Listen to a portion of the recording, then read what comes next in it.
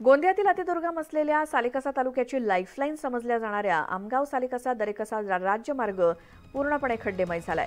त्यामुळे या राज्यमार्गावरती अपघाताच्या घटनांमध्ये वाढ झाली आहे। मात्र या महामार्गाकडे सार्वजनिक बांधकाम विभाग दुर्लक्ष करत असल्याचा आरोप नागरिक करतायत। तर सालेकसा तालुक्यातून आमगावला अनेक विद्यार्थी शिक्षणासाठी येत असतात आणि गेल्या अनेक दिवसांपासून या मार्गावरती खड्डे पडले असल्याने नागरिकांना या रस्त्यावरून ये जा करणं म्हणजे तारेवरची कसरत झाली आहे। आमदार आणि खासदारांनी या समस्येकडे लक्ष द्यावं अशी मागणी नागरिक करतायत।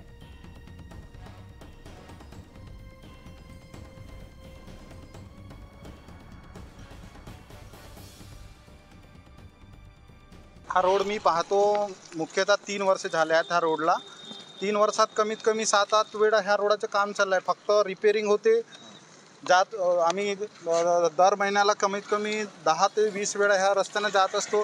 कधी पाहिला रिपेअरिंगचे काम होतात, पण आता हा रस्ता पाहिला हा मुख्यतः जे शाळकरी मुले असतात त्यांना आता तुम्ही पहा की ह्या इथून 2 व्हीलर तर जातच नाही आहे।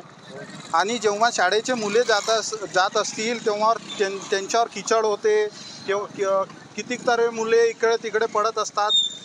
भविष्यात कधी मोठी घटना झाली तर त्याचा जिम्मेदार कोण राहील?